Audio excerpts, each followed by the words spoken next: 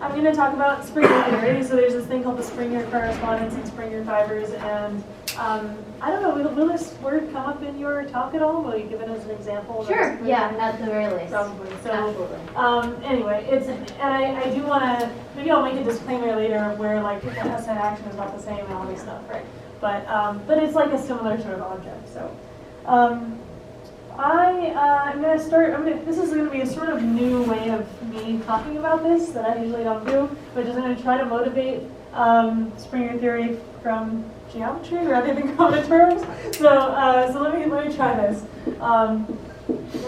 Motivation is there's something called a Springer resolution that resolves singularities of some variety. So in particular, let's say we want to understand unipotent matrices.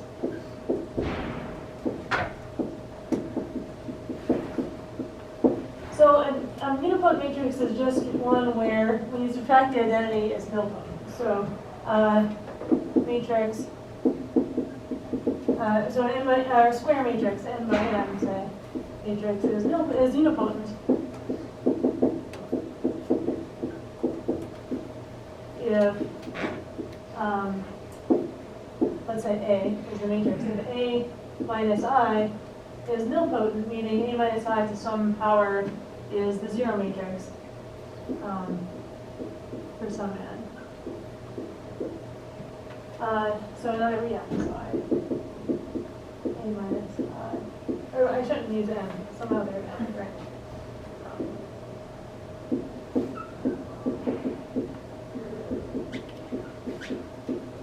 So some power is zero. So for instance, if you just take a upper triangular matrix with ones on the diagonal, that's unipotent because you subtract the identity and then you get nilpotent matrix because when you multiply this matrix by itself, it's just all zeros. So this one is unipotent. This is like let's see, minus I. So unipotent matrices and nilpotent matrices, you can study them. You can study like the variety of all unipotent matrices or nilpotent matrices in GLN. And so we're going to study that variety. But first, let's talk about the like what general unipotent matrices look like. So one thing you can prove is that all the eigenvalues of a unipotent matrix are 1, and the nilpotent matrix has all eigenvalues 0, right? This is just a calculation. I mean, if you have A times a vector is some constant lambda times that vector, then you subtract the vector A minus I times the vector. If I subtract V from both sides, I get lambda minus 1 times V, and then the eigenvalues here are 0 because A minus I to the some power m is 0, and that's just going to be multiplied by lambda minus 1 by m. So you know lambda minus 1 is 0, and so all the eigenvalues are 1. And that means if we think of these as unipotent, let's work over C for this whole talk, then you can put everything in Jordan normal form, and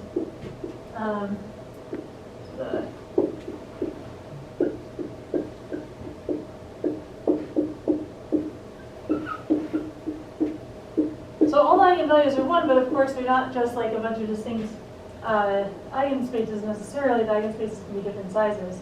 So you'll have these sort of blocks of ones off the diagonal and ones on the diagonal, and you'll put together a couple of these blocks of different sizes, and that's what a general unipotent conjugacy class representative looks like, right?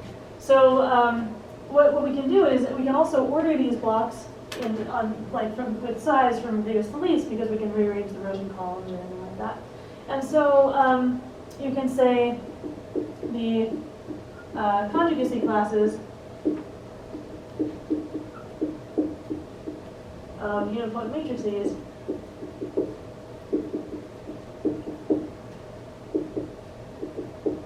correspond to partitions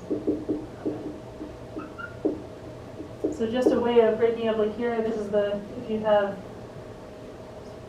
so this is like n equals 8, and you'll have the partition 4 plus 2 plus 2. Oh, wait, right, blocks. 4 and 2. This is more or less equivalent to Unipotent, or call it Eigenvalues. Yeah, Can't yeah, just exactly. call it an Right, and I'm just, yeah, we're just, yeah. So this is just like, you can always conjugate it into this form. And, but we also kind of want to understand the ones that aren't in this form, just they have this Jordan form here. So we're gonna sort of come back to these conjugacy classes and keep in mind that they correspond with partitions, because a lot of the things in this talk are going to correspond with partitions. So this is one of them. And then now let's study the set of all unipotent matrices.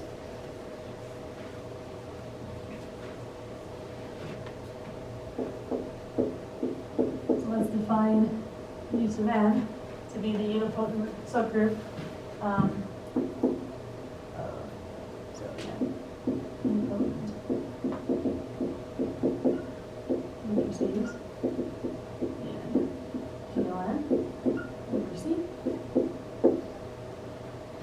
And we can ask, first of all, is this a subvariety? So we know GLN is a variety. Actually, the day that Mark was traveling, I think I talked about why it was in your class. So GLN is a algebraic variety cut out by, you add another variable and you set the determinant equals to t or whatever. And so you can ask, is UN a subvariety? And it is, which I guess I didn't write down exactly. I mean, the eigenvalues are all 1. I actually don't have off the top of my head a bunch of conditions that determine that. I do for n equals 2, which I'm going to do. So, but it is a subvariety. So UN is a subvariety of GLN.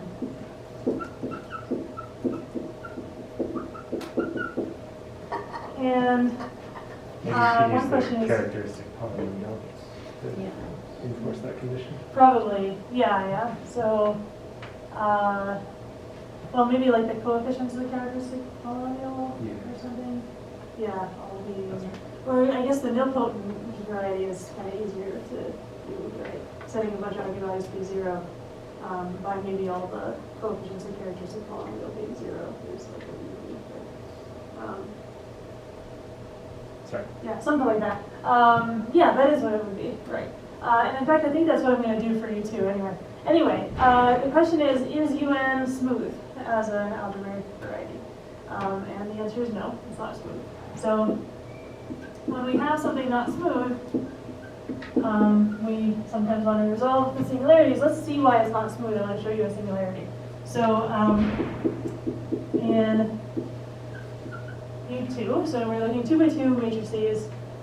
So yes, this is cut out by, so the determinant of A minus I is 0 and trace of A minus I is 0. So yeah, I think in general you'll have things like the determinant trace that you are polynomials in the coefficients that you set to 0, right? And so it's cut out by these 2 extra equations. And GL2 is dimension 4. So first of all, let's look at its dimension. So its dimension is 2 because GL2 has dimension 4. And we have 2 extra equations. So we have a 2-dimensional variety. And I claim it's not smooth at the identity matrix. And it actually is smooth everywhere else. So it has one singularity.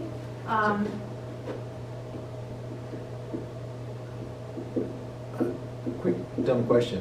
Yeah. GL2, you said it's dimension 4, but don't we also have limiting equation there? We have determinant not equal 0, so why isn't dimension 3? Well, the determinant not equal to 0 is actually not an equation, it's an inequality, right? So determinant not equal to 0, the way you get around that, well, I could just say the Oh, right I from see, I see. class, you add another variable, Yeah. you look at 5 dimensions, and then it's one equation in the 5 variables. Thanks. So yeah. So yeah, GL, I mean, you also should just think somehow non-zero determinant doesn't restrict your matrices too much. So intuitively, another way to think of it is you take this set of all 4 2 by 2 matrices, which is dimension 4, and you cut out a closed subvariety by the determinant being 0, because that's actually just like a closed thing that you're just subtracting. So it's still dimension 4, right, everywhere else in the manifold. So, yeah, so anyway, this is dimension 4. And it's not smooth at the identity because in U2, because, so to be not smooth, you want, if you have, say, a curve, not being smooth here means that the tangent space has more directions than it should, right? So this is like a two-dimensional tangent space where most of the tangent spaces are 1, 1, right? So if the dimension of the tangent space matches the dimension of the variety, then you're smooth at that point. But if it's greater, then it's not smooth. And so we're going to show it has too many tangent vectors here by just actually finding different sort of paths. So actually more intuitively, since we're in a dimension 2 surface, I'm imagining U2. Now this is not an accurate picture of U2 because I didn't actually think about how to draw this. Also, I'm going to draw it over R instead of over C, which is just a pretend picture. But I'm imagining it something like a balloon that's pinched here, but then it like continues on this surface over here. So let me see if I can draw this. So this is like, does that make sense? I just drew. Okay, and this is going to be like my identity, and I'm going to identify different like paths through here, 3 different paths that have 3 different directions. So you can see that it's 3-dimensional tangent space. So the claim is that the tangent space to the identity at U2 dimension. The dimension of the tangent space to the identity at U2 is 3. And we're going to consider the paths given by, so I'm going to do parameterized paths. If I just take the matrix, 1t, 0, 1, this is unipotent, so this is a path as t varies through the space. And as t goes to 0, its derivative, the ddt of this matrix is really, the 1's go to 0 and you just have a 1 here. So as t goes to 0, if we take the limit as t goes to 0, the tangent direction is still this one because it's just constant along that path.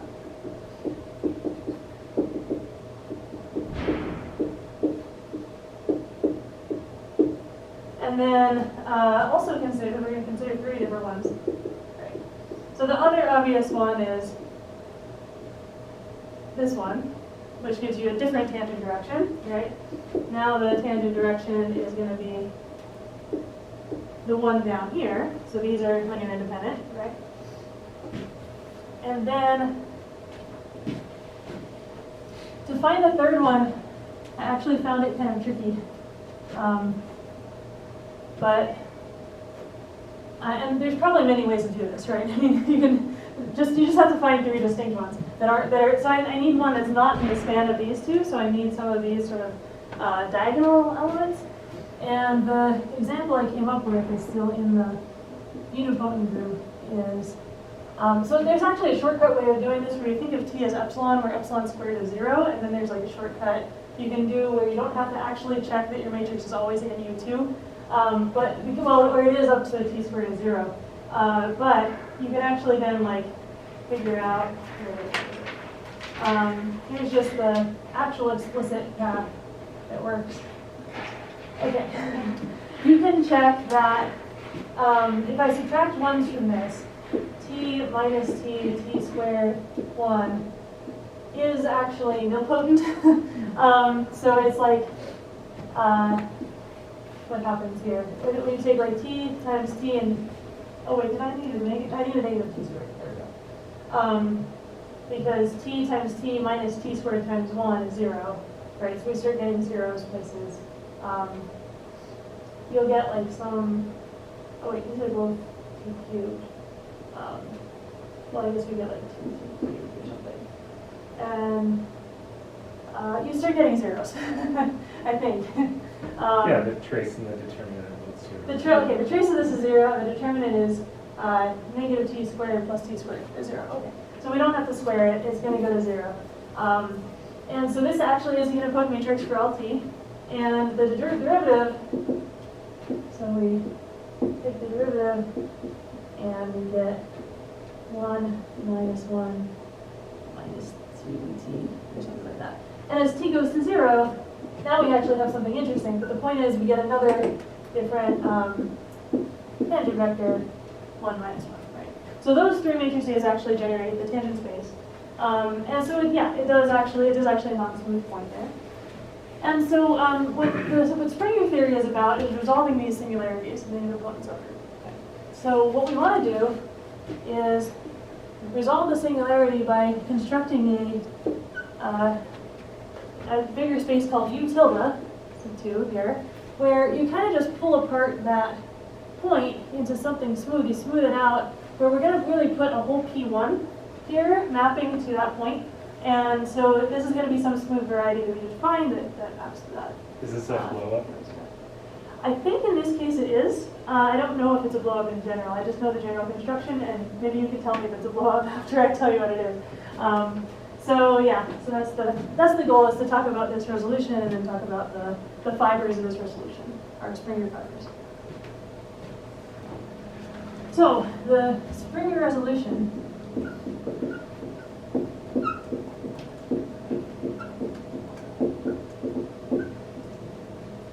is you define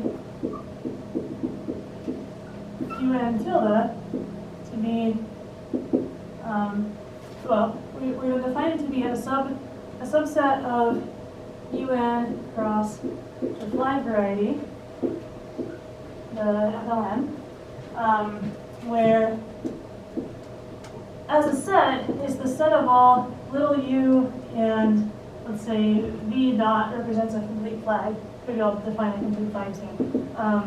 Such that u fixes the flag. U times u times v to v. So it's you consider the set of pairs of a unipotent matrix and a flag, such that the unipotent matrix fixes the flag when you act by local multiplication. And the flag, recall the flags look like this V bullet, is a chain of,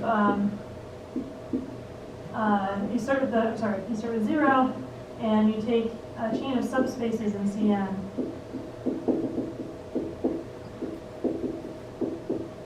Where you go up by one dimension each time, so the dimension of V sub I is I.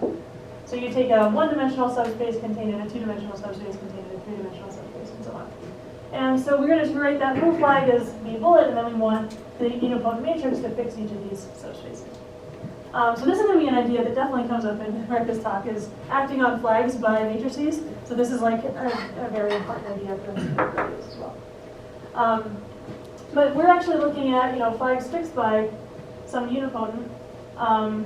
And so first of all, we need to figure out why is this smooth and why does it resolve over it. So we obviously have a map to UN then. So the projection map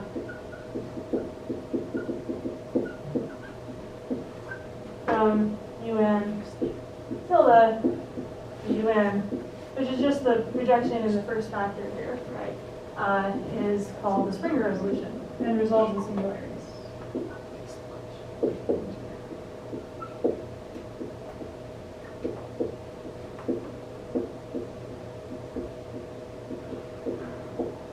And it's known that UN tilde is. So like Hanna and Springer studied this, and also Lustig studied this resolution a lot, and I don't know who first proved it. Springer, do you know who proved it? I don't know. It's just one of those things that, like, I should leave this up. Great, so I was just going to sort of look at this diagram and try to explain why it looks like this for the U2 case, in the sense that here's the U2 tilde. I claim that, like, the map is actually one-to-one, except for the preimage of the identity. And the reason is, if you take, there's sort of two types of unipotent matrices. We talked about the Jordan types, right? So the Jordan types are either you have a single Jordan block, or you have two Jordan blocks for 2 by 2. And this one is obviously, this point, and the rest of it is that other conjugacy class. And everything on that other conjugacy class, the thing is, if this is U, little u, and so if U fixes a flag, in 2 dimensions, that means we just have 0 contained in V1 contained in V2, and V2 is the whole space. So really it's just a line we're looking at. And we're looking at a unipotent matrix basically fixing a line. So we want, UV1 to be V1. So if V1 is the span of some vector, then the matrix U just has to fix that vector V. And if we want 1, 1, 1 to fix x, y, well, actually, you can show x has to be 0, right? So you only have, and I mean, then you can scale so that y is 1. So you only have one flag that it fixes.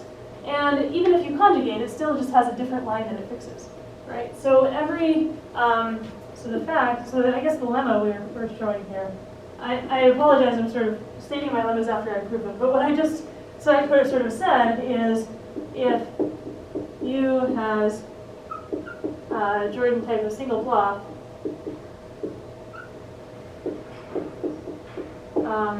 there exists a unique flag V dot that it fixes. Would it be 1, 0? Yeah. You just, Oh, maybe I one probably zero did to it the wrong. 0, 1. Sorry, everybody was looking confused, and it's probably because I mixed up things. Because, yeah, I mean, okay, I just did it wrong. So yeah, basically, if there's some little u here, I'm just mapping it back to little u with the flag that it fixes, and there's no other flags, and that's it, right? So it's pretty much just 1 point. Whereas the identity, that fixes lots of flags. Which flags does the identity fix? Yeah, question? So in your flag V dot, you go up to Vn. Is that n not the same as what was subscripting the dimension of Un? It is the same. So Yeah. why is this example that you just did U1 and not U2? Really what I'm getting at is, should our flag have a second? I guess, the second thing is just the whole all of R2? Okay, all right, sure. Never mind, answer. Yeah, I'm drawing a real schematic. This is a dimension 2. Brian, can you say your question Yeah, again? a flagging feat in C2 is just determined by By the C- V1 yeah. A line part. here. Yeah, okay. Yeah, it's Yep. just the V1. Yep. Because the 0 and the V2 are not interested. So. Totally fine. All right, thanks. Yeah. Okay, so what flags are fixed by the identity? Any of them? Oh, no, okay. Just making sure people are paying attention. So yes, all the flags are fixed by the identity, and so what this fiber here, this little circle I drew, is in fact the entire flag variety. Okay, but again, the flag variety in 2 dimensions is actually just the projected line, right? So note FL2 is isomorphic to, we can forget the first and third space, and it's just a set of all V1 one-dimensional subspaces of C2, right? And that's exactly P1, right? Lines in the T-space. And so that's why this does look like this. I mean, the real projective line is a circle, right? And in general, you have to imagine some complex whatever. But yeah, so that's why this is. So like a point, this is I, and then a point on this circle would be like I, comma, whatever flag you pick, some V1, right? And it goes around. But then what's interesting is that it really does smooth it out. Like you can understand like smooth paths through here based on, like, for instance, you could fix a flag and consider all the U that fix that flag. Like rather than fixing a U and say, oh, there's only one flag, well, actually given a flag, there's more than one U that fix it. And that gives you some path that actually, hits a unique point on this this P1 for here. So that's the picture of the Springer resolution, and I'm so excited I gave this talk because I never understood this before, and I finally just wrote it down for 2 dimensions, and it's very pretty. So okay. So now.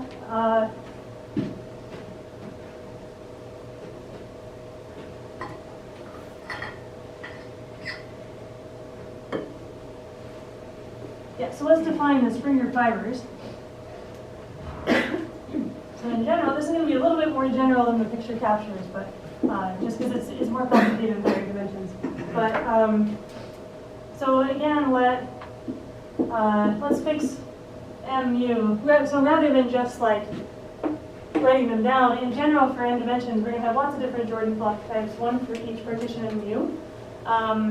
And so this one is like, I'm going to write this as m sub 2, and this is m sub 1, 1. I'm going to write the block sizes as subscript. So let m mu be the standard unipotent matrix.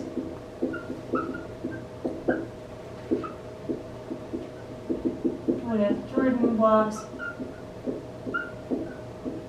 sizes given by this partition mu, so mu is like mu1, a tuple mu2, up to something like that. Okay, so that's just the notation we're going to use, and then define the Springer fiber B mu is, so again, this is this projection map from our resolution. B mu is pi 1 inverse of m.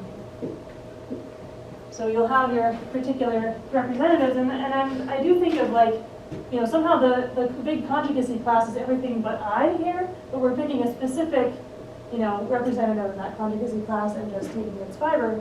So this is called, so we call B mu the Springer fiber.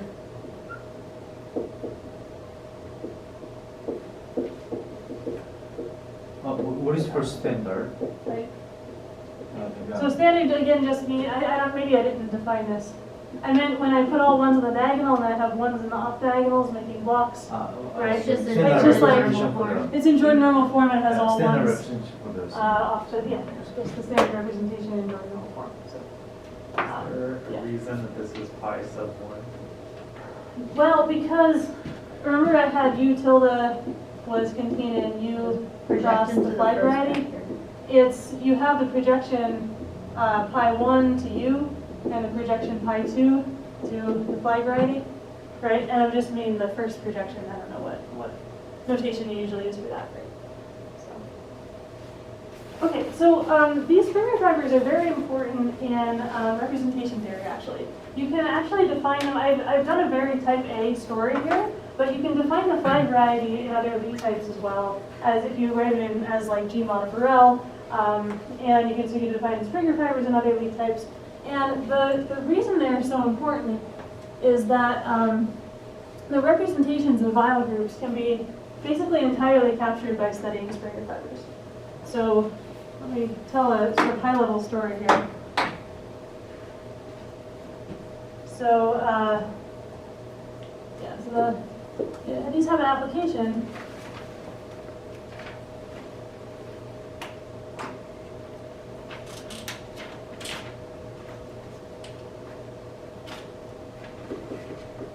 Oh, sorry, can I ask a question? Yeah. So in general, when n is greater than 2, are there more singular points than the identity? When n is greater than 2, yes, So the singular points will actually be where things like break from a bigger Jordan block into smaller Jordan blocks. I see. So whenever it's not like There will the be like biggest bigger block, locus. So it won't be just points. It'll be like singular subvariety. What do you call them? Singular loci, right? And yeah, it'll be like if you break the big one into 2, Gotcha. that gives you a singularity. And then if you break this one into more, then you get more singularities. And so it's going to be actually lots and lots of singularities in general.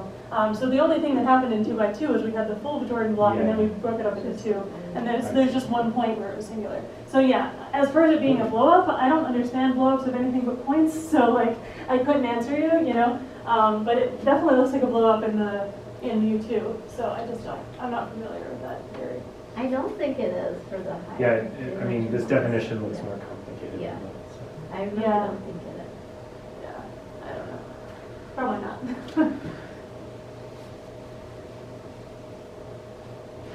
So yeah, the singular loci are interesting. I don't actually know much about them. I just know about the fibers. It's an interesting question. Okay, so the application we talk about is to representation theory.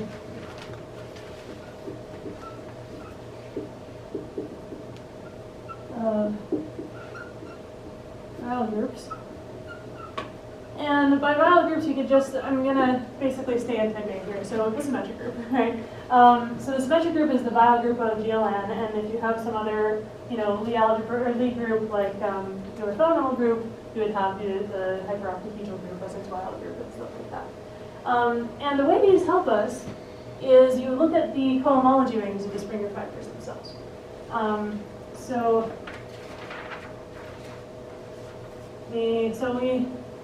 Let's recall. Well, actually, maybe let me give you a big picture.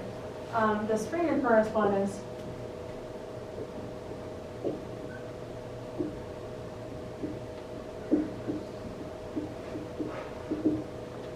is that the irreducible representations of, now again for Sn, replace with any Weyl group if you want, say V sub mu, are exactly found as, this isn't really just a correspondence, really they are, but the top degree cohomology group, or cohomology space, right,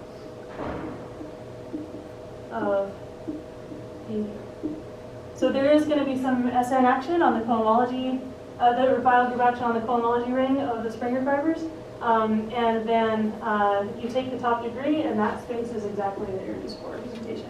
So there's exactly one. Partitions also parameterize the irreducible representations of the symmetric group, and it is actually just like a correspondence. So, Can I ask? yeah, Just to be super careful, yeah. that is not cool. So this type A thing is absolutely correct. Oh, But if you no, like no, do no, other no. types, you have to be really Right. careful. There's actually another thing You have like to use. Green's theorem and all this stuff. And shit. Well, so the thing is that in type A, the component groups act trivially on your. No, you're totally right. Springer. So there's just like a little. So I would just So be there's careful. like an extra thing you tensor with, right? Like some extra piece of the representation that like you have to like chop You off. have to, so it's still true that every irreducible representation of a Weyl group occurs as the top in Oh, the top that's degree, right, that's but right. sometimes you get two.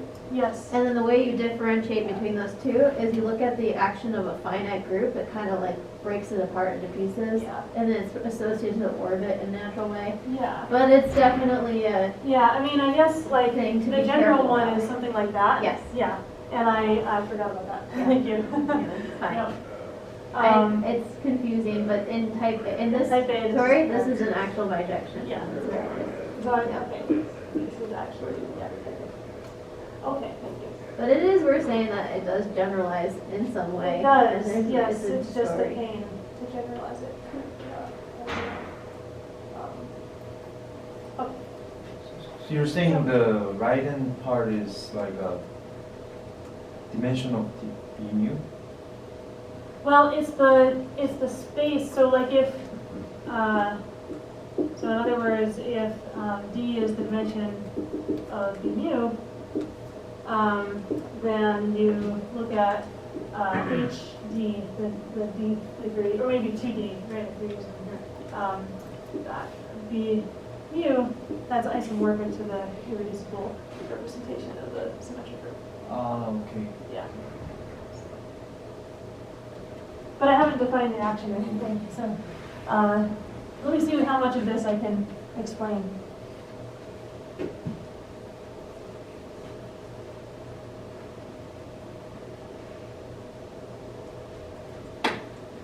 So let's start with the. So you remember in the two-dimensional case, we had that little circle that was a Springer fiber, and that was the full flag variety. So the full flag variety is always a Springer fiber. That's one example of one. For the the identity matrix, meaning mu is just all ones. And so let's recall first the cohomology of the flag variety, which I don't know if this is recall or just something new. I've talked about it before, but it's okay. So what is this cohomology ring look like? Well, it's generated by certain Chern classes of line bundles where you set V sub I to be the vector bundle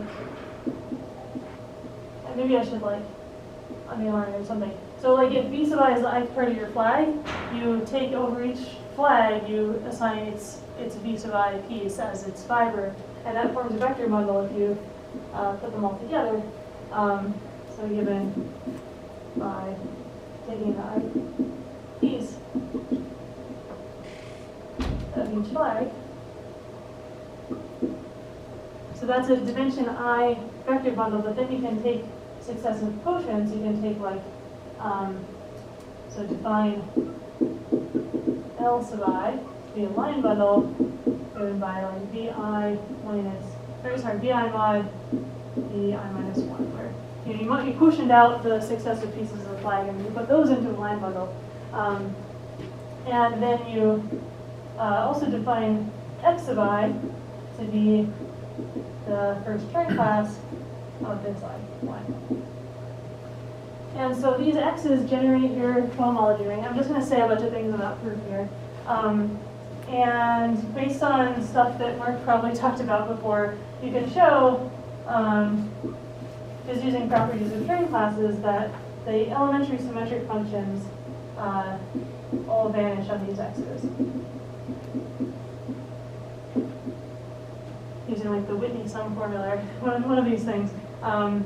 So ED of these x's is the sum of all square 3 monomials of degree d.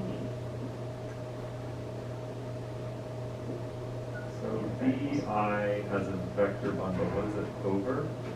Over the flag variety. So yeah. You pick a flag. So and you pick get a flag vector and space. you take its ith vector space. Okay. And so if my flag variety is down here, I don't know why I haven't drawn the flag variety like this, but if this is the flag variety and I take a flag, this is like v dot, and I put as its vector space, that's the fiber over v naught is v sub I. And I string together all those v sub i's and I get a big vector bubble. So this generalizes the tautological bundle on Yeah. projective space, which we talked about yesterday. Right, so on FL2, which is P1, there's only one of these vector bundles, the V1 vector bundle, and that one is just like the other tautological bundle on P2. We just talked about that. Oh, perfect, awesome, perfect timing, right? So you can generalize this in the flag variety where you take, so there's going to be n different vector bundles, and then we take the successive quotients here and we get n different different line bundles. We take the term classes up, and those line bundles generate the cohomology.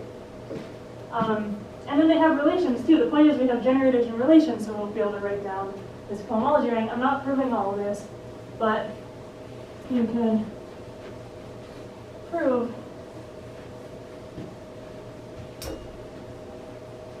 that then, so it's known that the full cohomology ring of this flag variety is just the polynomial ring in the x sub i's mod these elementary symmetric functions. So E1, E2, up to En. And you don't need En plus 1 because if we're looking at like, square frame monomials, you don't have n plus 1 variables, so you just don't have anything after that. So this is often called, sometimes this is written R sub n, and this is also called the Coinvariant ring.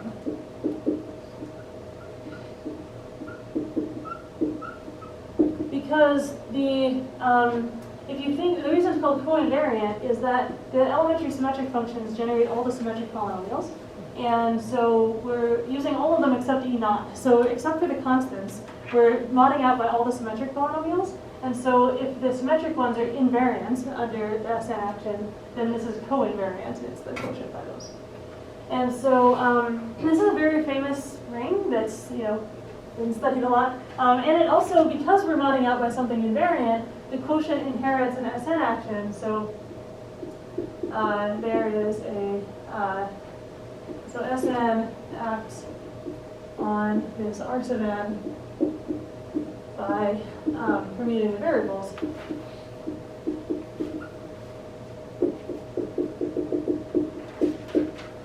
Because the ideal remains invariant. So you're saying in there, this Coinvariant ring in the sense that C bracket x1 through xn to the Sn. Yeah, well, so this ideal isn't quite the invariance because it doesn't have the constants. Because if you mod it out by the constants, you would get 0. The constants generate everything. So you mod out by everything except the constants. So you could think of it as C adjoin all the x's mod like C, I guess, C adjoin x. If you take the Sn invariance, then you like subtract. Am I allowed to like Split it Just the higher positive degree. degree. Or like, usually yeah, I just guess put I could just plus put like, there. Yeah. they're going to go to like that. 1, degree 1. Yeah, Yeah. so that's a way to write it, yeah. So you take everything except Oh, the you zero. should write it. Yeah. So So that's Rn, are you saying? this is or- Rn, this quotient is Rn. Okay. Yeah, that's right. Yeah, I think it's just used so much in my field that we just say it's like the nth ring, like the R is for ring. And it's like, that's how fundamental it is, right? And so, yeah, so there's a lot known about this ring. It's really has a lot of nice properties. And one is that, okay, this is a Springer fiber because the flag variety, so also Rn, this cohomology of the full flag variety. The full flag variety is just the Springer fiber above the identity matrix. So this is B of 1, 1, 1. Remember, these are the Jordan block sizes, so all 1 blocks. And so now we can ask, well, what's the top degree? Because that'll tell us, well, that should be one of our irreducible representations of Sn. And if you look at this as a graded ring by the degrees of the x's, you'll notice everything after a certain degree vanishes, and it will be the right degree. But the top degree you can show using some algebra is generated by what's sometimes called the Van Neumann determinant, where you take like x1 minus x2 times x2 minus x3, and you just do all xi minus xj's. Yeah, so I should have like x1 minus x3 as well. So this product of xi minus xj over all I less than j. And if you think about the way that the symmetric group acts on that element, well, if you apply any transposition, it negates the whole product. Okay, and so so Sn acts by the sign representation.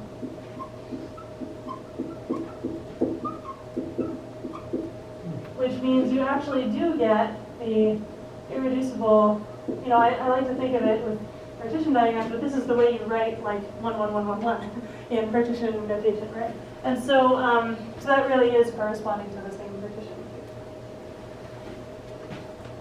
Can you explain this equality down here, why these cohomology are the same? This is the reason these cohomology rings are the same is because these spaces are the same. So what I'm saying, so I'm not saying anything about the cohomology. I'm really saying that the flag variety FLN is equal to the Springer fiber B1111. And that's because remember the diagram I drew with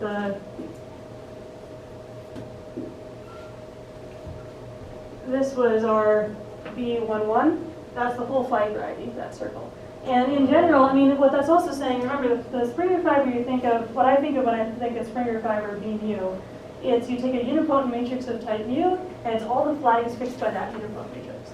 And so with 1, 1, 1, 1, 1, I think, what are all the flags fixed by the identity? And it's the whole flag variety.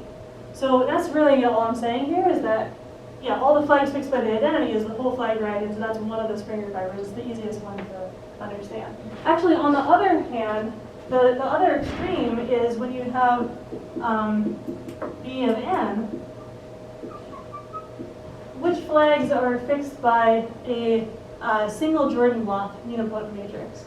Actually, that uniquely determines the flag you can show. Since you'll have like, yeah, it'll be like the opposite basis order. Like you have like all zeros and a 1, and then, or maybe I did it the wrong way. It's just the one and all identity zeros, and flag, then, yeah, it's just like the standard flag, right? Because I did it backwards again. So, yeah, so this one is actually just H star of point. So these Springer fibers are just a point. And so that's going to be this trivial representation of Sn, so this one gives the trivial, which I think of as this one.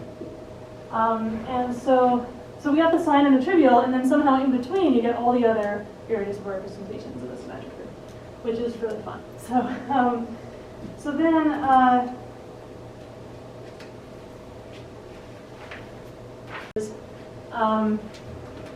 first of all, what do these other cohomology rings look like? Do they have like presentations like this, actually, with different generators down here, where you just add more things to this ideal? And also, you want to know, for instance, what is the top degree? What's the dimension of one of these Springer fibers? So this we know as well, and this has a combinatorial formula.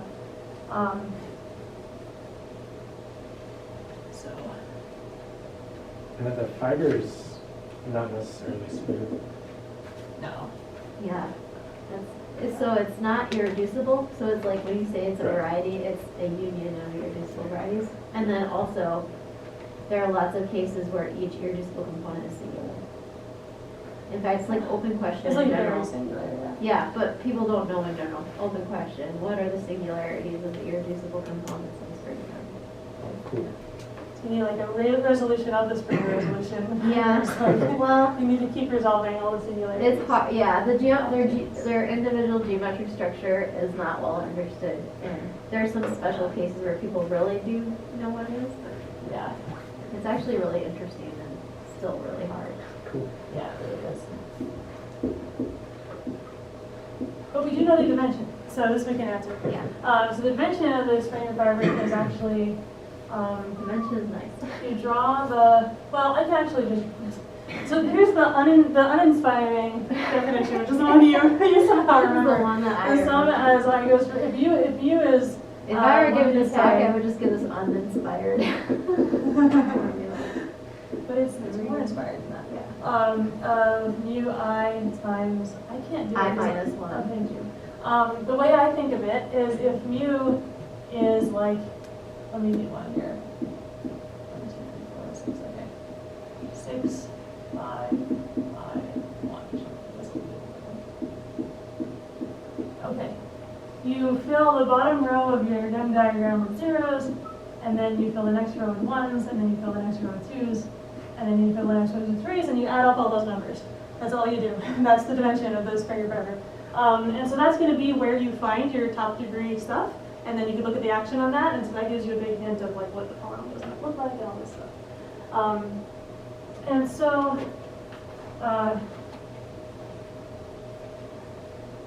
and I mean, these polynomials are like fully understood too. It's not like it's a mystery.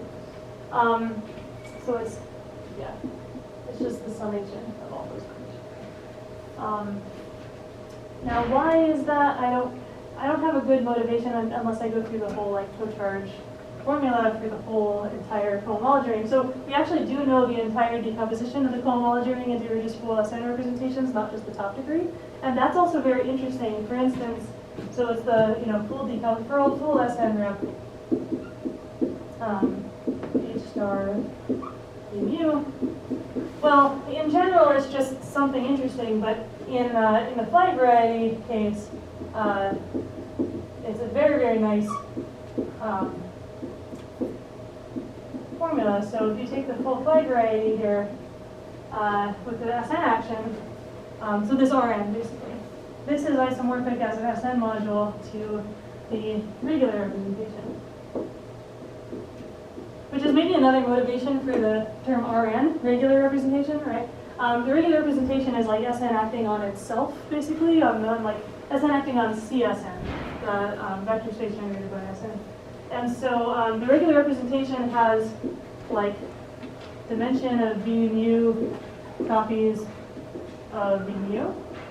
And the cool thing is it's this graded version of the regular representation where these copies are all spread out between these different degrees. And so the sign is on the top and the trivial is on the bottom and everything else is sort of in between in different degrees. And so a given V mu is in different degrees, not just all one place. So it's a very interesting ring and it has that nice property. And then the other ones, you know, are not quite as nice as the regular representation, but they still have a combinatorial formula that I can tell you exactly where each copy is based on like just young tableau statistics. You're saying Yeah.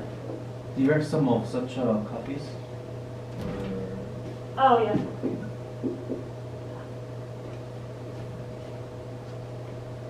And let me see if there's anything else I want to say. There's just like so much to say about it. I just wanted to sort of give a lot of cool properties of Springer fibers. Can you say Yeah. how do you get the SN representation? How do you get it? You mean, which degrees it occurs in? Oh, I mean, maybe so you told me that there's these Springer fibers. Yes. You told me that I should look at their cohomology. Yes. How do I define the SN representation of that cohomology? Maybe at least. Well, in one SN way. just acts on the variables. So yeah, so I think what you're produce- telling me is that there is a presentation for these cohomology, these Springer fibers, like in this ring, kind of, or Well, I mean, in the flag variety, I see how to do it. You oh, told yes, me yes, what yes. it is. Yes, that is the one thing I didn't say. Yeah, that there's a way you can write down, sorry, yeah, absolutely. That's the Tanisaki relation. So, yeah, Tanisaki came up with a presentation in general that generalizes this. So Tanisaki, It just, I don't know, it's something to say, which is that you can concretely compute You can concretely representation prove- yes, you can because do this. there is this presentation. yes, sorry about that. I should have said that. Thank you. I'm doing a thing I hate when people do, which is. No, this is extremely useful because you're asking the question that all of them, you know, should have, that they were probably thinking or should have, I don't know. Yeah, well, I don't know. whatever that is, you could, it's Yeah. hard. So the thing is, you actually do still have all the elementaries, and then you actually also add, so it's hard, I don't have time to say what it is, Yeah. but you add some, what are called partial elementary symmetric functions, where S is like a subset of the variables, but this S is going to range over all of the possible subsets. So what's cool about these ideals is that even though the elements are no longer symmetric functions, the entire ideal is symmetric. So you're still modding out by a symmetric ideal, and so you still have the SN action by permuting those things. And yeah, I could, like, I only wrote down, like, the polynomial generating the top degree thing here, but even in here, like, you can generate the top degree one by, like, explicit polynomials and things like that, so. So these other fibers still have these tautological flag bundles over them. So the generators of this cohomology are the same, there's just more relations. Yeah, essentially. Yeah, wait. The sorry, xi is yeah. still C1 of Li. Yes, yeah, there's just extra relations. That, yeah, so each one of these is a quotient of this cohomology, yeah. That's right. I should probably teach you. All right, let's think for real.